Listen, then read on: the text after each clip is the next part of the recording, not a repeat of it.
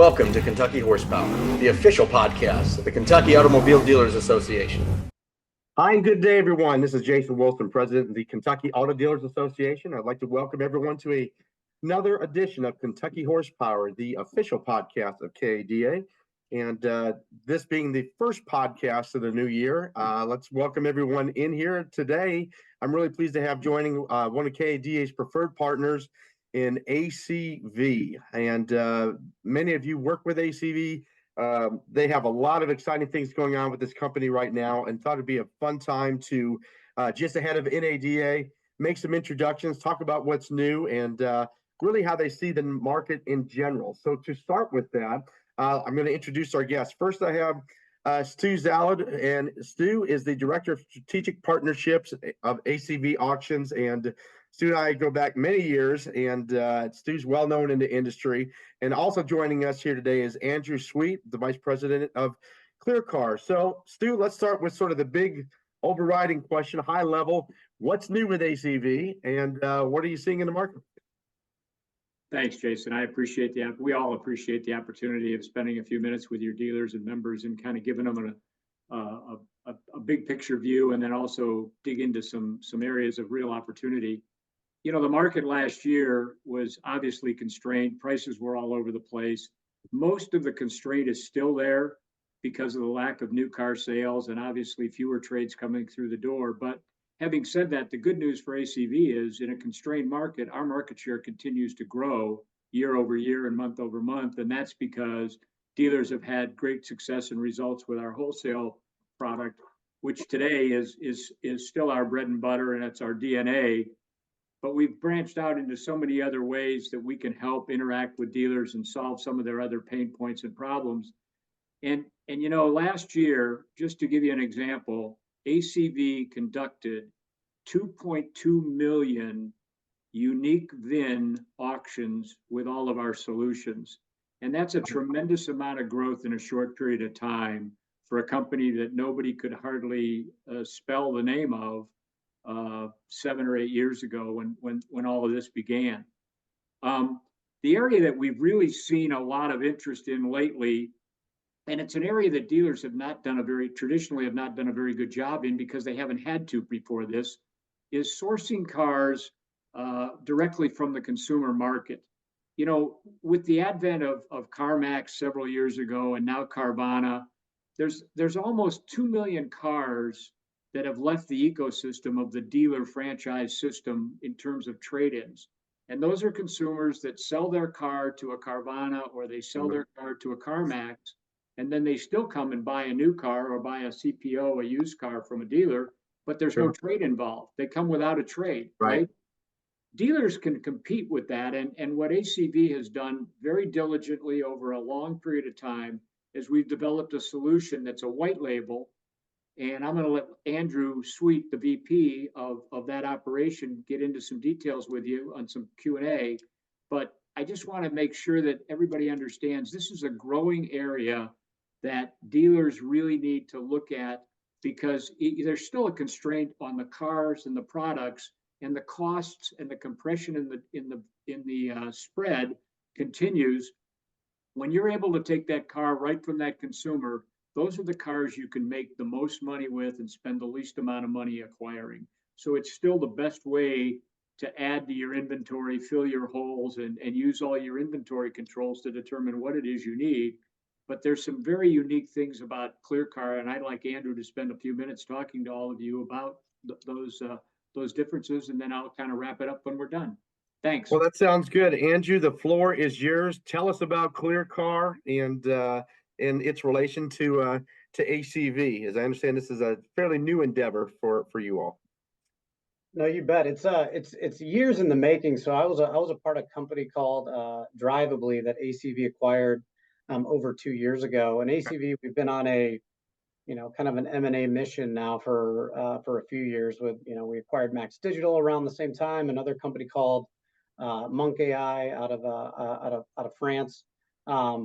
And really, the story I'm trying to tell her is we've combined all of the collective assets from all of these unique technology and inspection companies, and put them together to deliver some unique experiences on behalf of our on behalf of our dealership customers, kind of in the topic that Stu is bringing up. But I think for me, like, I didn't spend most of my career in automotive. Most of my career prior to starting Drivably in 2016 was in healthcare consulting, really on consulting hospitals on how to recruit people. And now I'm helping dealers recruit, for lack of a better term, cars in customers. But there are some similarities. They may not seem very obvious, but at the end of the day, there's a certain pattern in which people go through when they're trying to understand what's going on with their vehicle. And I guess I just want to tell some quick stories on what our observations are when we were going through this process. I think the first one is that most people, when they're trying to figure out the value of their car, it's usually not just because they want to buy a new one. Something's happened before that. It's usually like a life change. Maybe they're changing jobs, they're moving cross country. God forbid there's a death in the family, or maybe there's a divorce. But there's some type of life change that has caused them to say, "Hey, I need to do something with this car, and I'm not sure what to do with it." And they are just thrown into this complex financial situation, and they start getting exposure to tools, to dealers, to third-party sources, whatever you want to call it.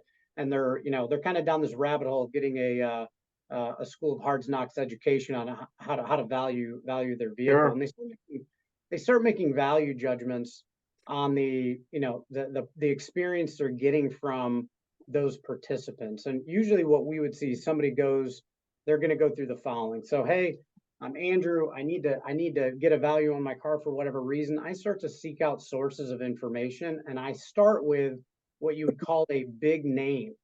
And for some people, a big name could be a big national dealer group. It could be a CarMax. It could be a Lithia. It Sure. could be a donation. For others, that big name could be a marketplace. It could be cars.com. It could be Auto Trader. It could be Craigslist. Everybody's trying to orient themselves to like, hey, what is my car worth? From there, they start learning more about, oh, there's local dealers and subsets of dealers that also want my car in that process. But what we find is as people start to figure out what this ecosystem looks like, once they realize that I can sell my car directly to a dealer, they always go back to what I call home.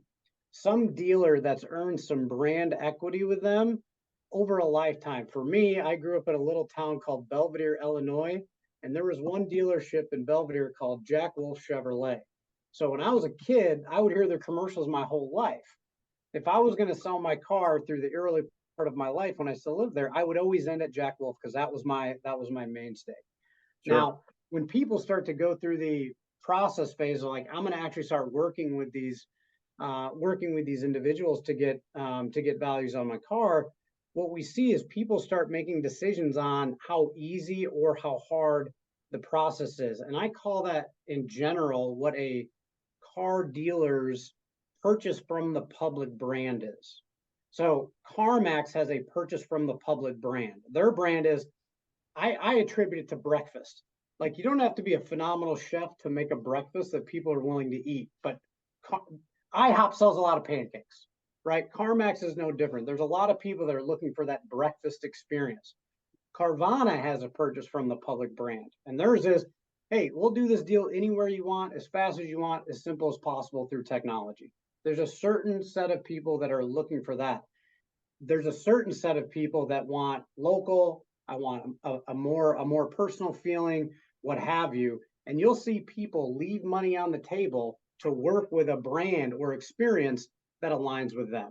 Mm-hmm. And that was the biggest learning for me is I'm like, hey man, everybody's going to go with the highest price. Whoever I get the highest offer from, that's where I'm going to go from.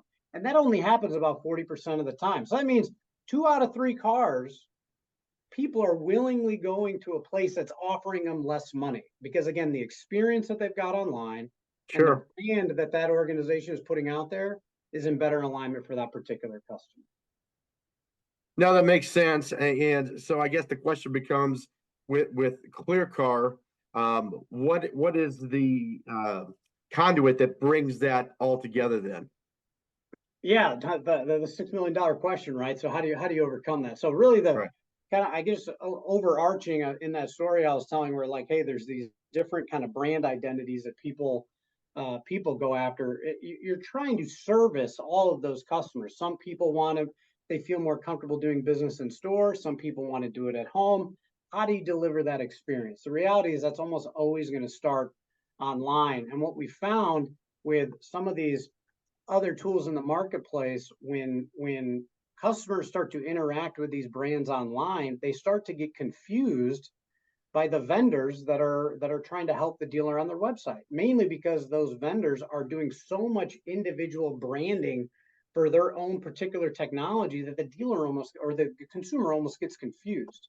We would see this all the time where, hey, I'm trying to go work with Jack Wolf Chevrolet. I have to start working with a tool, and this tool redirects me to a whole nother place I didn't anticipate even working with. Hey, I just want to work with Jack Wolf and get an offer. So if you were to kind of look at how our tool interfaces with the dealer's website, Stu is saying, I think you said white label, Stu. You could call it co-branding, you could call it white labeling. Our goal is that we're actually in the background. The technology for us, when we deliver to a dealer, you won't even know that we're there. It's going to look and feel like it's a part of the dealer's website from the get, and we also don't push the customer to any other place. So step one is, how do you deliver that experience where the customer does not get confused? Right. Also deliver it where it's so easy that the customer almost will not complete it because it's such a pleasurable experience. And the best metric that we can go off to determine that is that how often do people get to this tool on a dealer's website, and how often does an individual complete it? Start the form, complete the form. For us, that range is north of 60% across all of our customers, and all of the other incumbents in the space, they kind of float between 25 and 35%. And our mantra is, we're going to earn the right to gain the customer's information through a phenomenal UI experience. And we think we've proven that over the last 2 years. So that's that's all done through integration in the dealer's own website. So they go to the dealer website and they identify the fact that they're looking to get a value for their vehicle.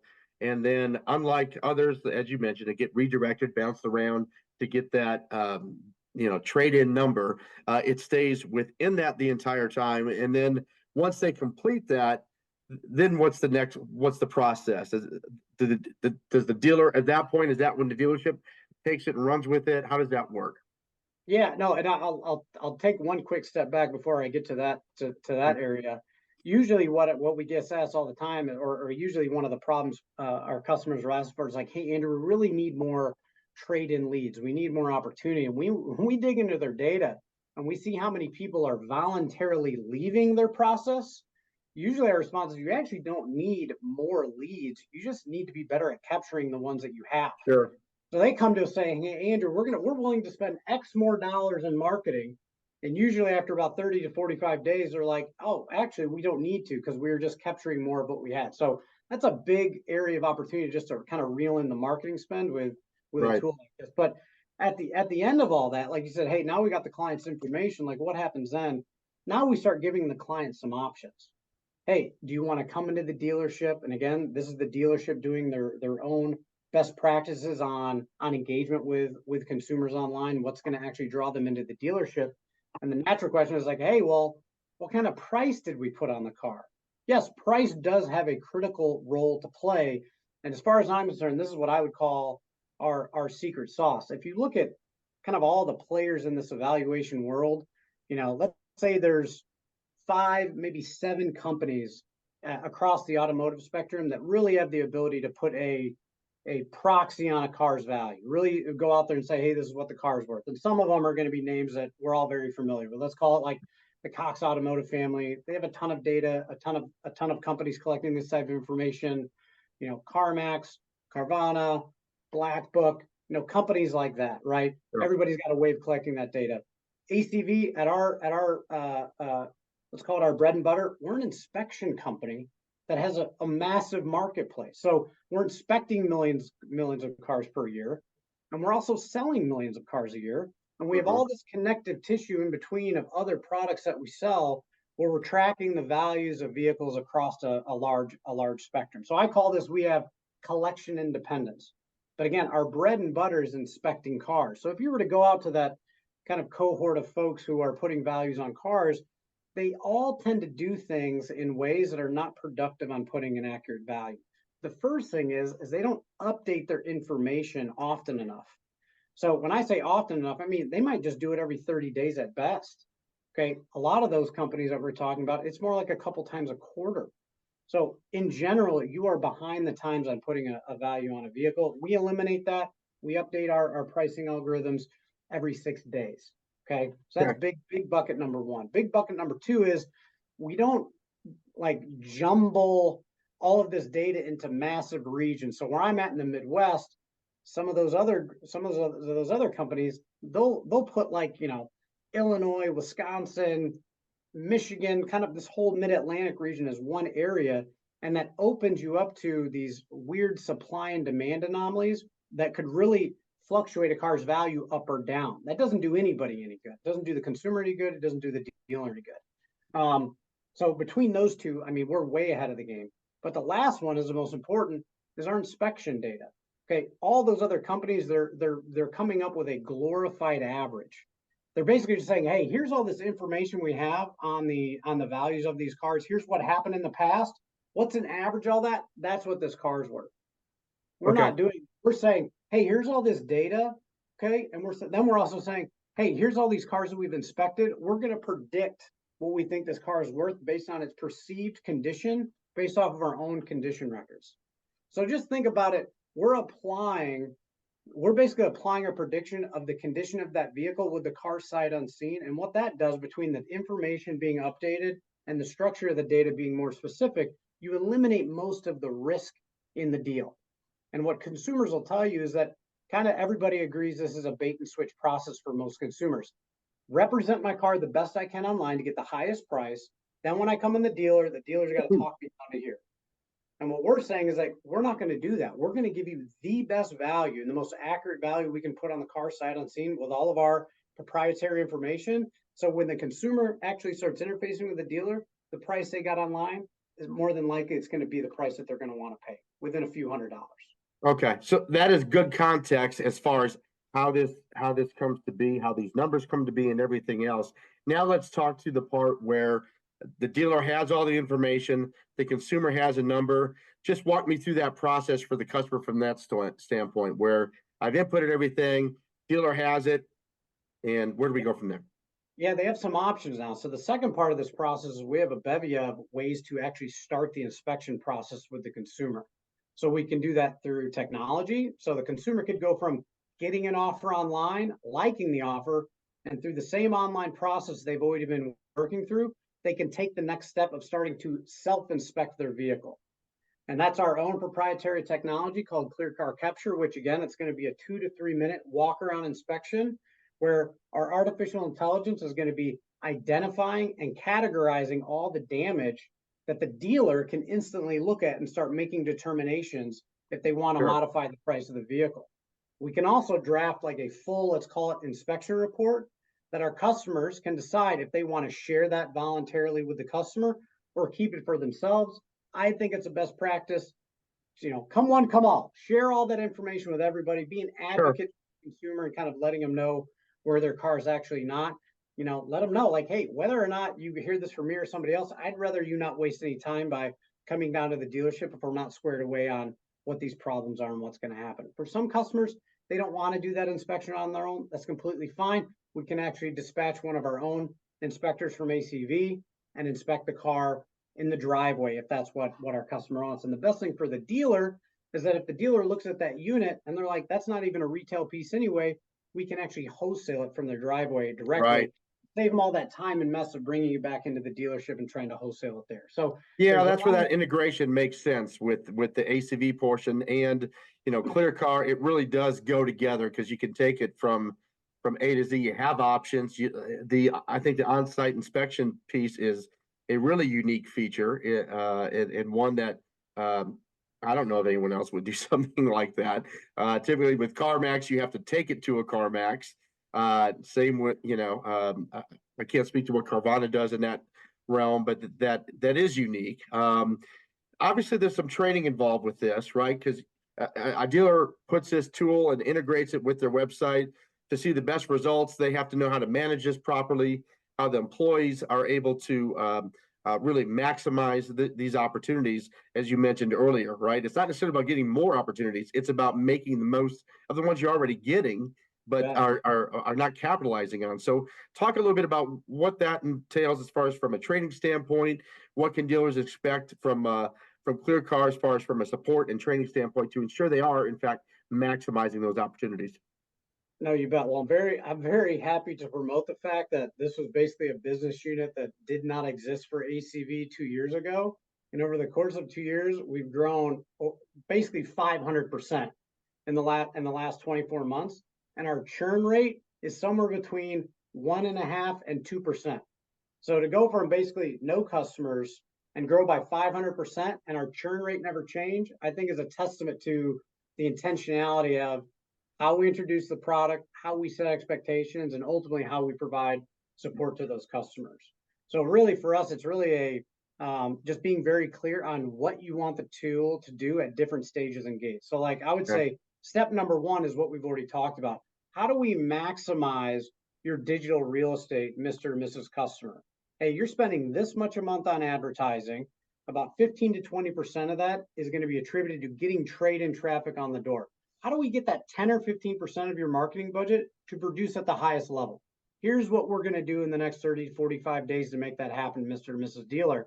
And usually that's a lot of just configurations on their website. How do we make different portions, the SRP and the VDP pages to perform better with these types of tools?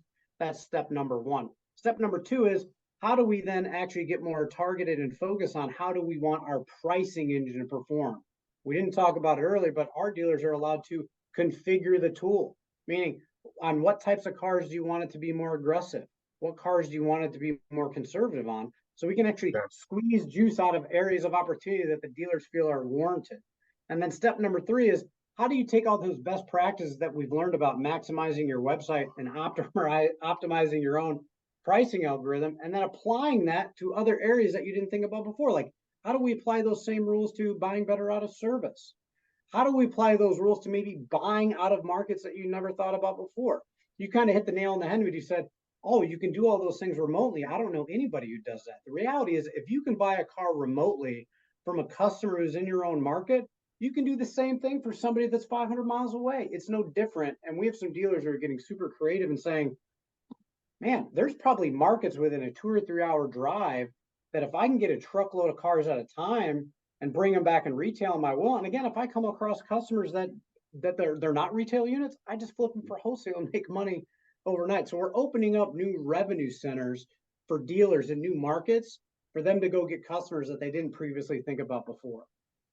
Got it. Let me ask you a couple more questions just before we wrap up here, because these are the questions that are ultimately always asked by dealers when there's a new marketing piece or something new to try.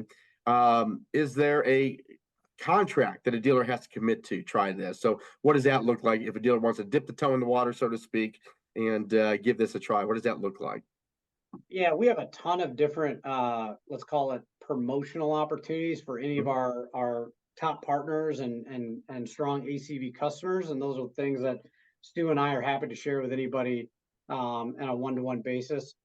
There is an agreement, absolutely, but it's a month-to-month agreement. So we're not really holding anybody's feet to the fire, which again, going back to that 1 to 2% churn rate for me is like just makes me feel good every day I look at it that, hey, we don't really have contracts and we're still holding people to that number. But we try to be really easy to do business with. And I like to think between the flexibility on our contracts, but also the variety of promotions we have with people who are already ACV customers. I'm confident there's, for any type of customers, there's going to be something that is, it's going to fit into their economic situation for sure.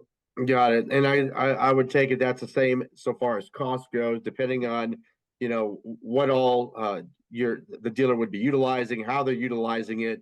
It sounds like you all can really tailor make this to a dealer's size, wants, needs, market, all those sort of things. Yeah, you bet. Depending on setup and configuration, we have what I would call a modest implementation and training fee per rooftop. It ranges around a few $100s depending on what website providers and CRM tools that they're using. That's a one-time fee for every install. And again, it ranges depending on who those providers are. And then again, if they're not leveraging any of our kind of bundled offerings or promotional offerings, again, there's subscription fees for this product month in and month out. Same. It's going to be a few $100s depending on kind of the final configuration they go with. But I'd say most of our customers are right around that, $350 to $600 a month price point. We have some that are a little higher, some that are a little lower, but that's probably a good place to benchmark. Yeah, and you mentioned something. So this is sort of my last question as I'm thinking about this. You mentioned CRMs. Integration is so important with dealers through their systems now, right? So does this integrate pretty seamlessly? What does that look like? Yeah, I mean, we pretty much work with like any of the big names that you could rattle off at the top of your head, where we've done hundreds and hundreds of installations with all of them. Naturally, when we come across one-offs or more like home-built solutions, those are something that to be talked about. But if you're using, any top 10 provider, either on the website hosting side or the CRM side, it's a pretty seamless, flip of the switch for us in most cases. Okay, good. Well, look, I want to sum up a few things, and then Stu, I'm going to bring you back in here in a moment. But essentially, what we're looking at here is a way to maximize your used car purchase opportunities, doing so in a much more effective way, maximizing the opportunities you have through your branded website that you've already, as a dealer, already spend time, energy, and money to make sure it's relevant, up to date, and all those sort of things. And to me, one of the benefits is this integration between the ACV auction piece, the data that you have, what ClearCar is able to do, how that all fits together. You really have a unique piece there. And part of my role at KDA is when we form these partnerships is to make sure our dealers are getting the latest, greatest information. I'm bringing new things to them that, again, not everything's a fit for everybody, but maybe there's some things that we as an association can bring through these partnerships to our dealer body that can really make business easier, better, and more effective. So for this info, I really appreciate the time, Andrew, on ClearCar. And before we wrap, Stu, I want to bring you back in. Are any additional words you want to say as we come up to NADA here soon? Words of wisdom. Yeah, I mean, the forecast for 2024 from the new car perspective is about 15.5 right now, coming out of the Cox people and some of the other experts in the field. So we're looking at about the same kind of a market as we had in 23. Obviously, the used car market, those month over month increases that have never, ever occurred before and might never, ever occur again are gone. The depreciation factor right now is somewhere back, Jason, on most segments, somewhere about 1 to 1.5% on a weekly basis. So you got to be careful. You have to get back to a turn. You have to maximize all the opportunities that you have. And then on the flip side of it, the other thing obviously is do everything you possibly can to control the expense side of things, because those days of that you've all enjoyed in the retail side of extraordinarily high profitability, they're sort of drying up a little bit. And I think that's going to continue this year. But having said that, there's tremendous opportunities as well. You just have to maximize those and use them. If any of you are going to NADA the end of the month, ACV has a big presence there. Our booth number, and I'm sure you'll see some more marketing between now and then, but our booth number is 2721 West Hall, which is immediately behind the NADA Pavilion. We're in the same location we were the last time NADA visited Las Vegas, I think about 2 or 3 years ago. We're going to be there Thursday, Friday, Saturday, Sunday. We've got great people. We've got a lot of demo stations, a lot of private viewing rooms. We'd love to spend a little time talking to you about all the things ACV can do. Our name started out as ACV Auctions. Auctions are still, as I said, our backbone and our DNA, as 2.2 million uniques will indicate. But we branched out to so many more solutions today. And most dealers, Jason, they're just not aware of all the other ways we can help them conquer the pain points that they face day in and day out in the industry. So having said that, we appreciate the relationship. KADA is one of our our most important partners from an association standpoint. The people are great to work with. The dealers are just as good. And we are very thankful that we've built a good relationship, and we look forward to a great year and conquering any and all challenges that come our way. Thanks. All right, Stu. Well, thank you, Andrew. Again, thank you for joining us today. This is definitely informational, educational. We will include, when we release this podcast, all the booth information and info for ACV. So those going to NADA, which is hard to believe, it's only a couple weeks away, we'll be able to visit them and learn more. So, folks, thanks for your time. That will conclude this edition of Kentucky Horsepower, and we'll see you down the road.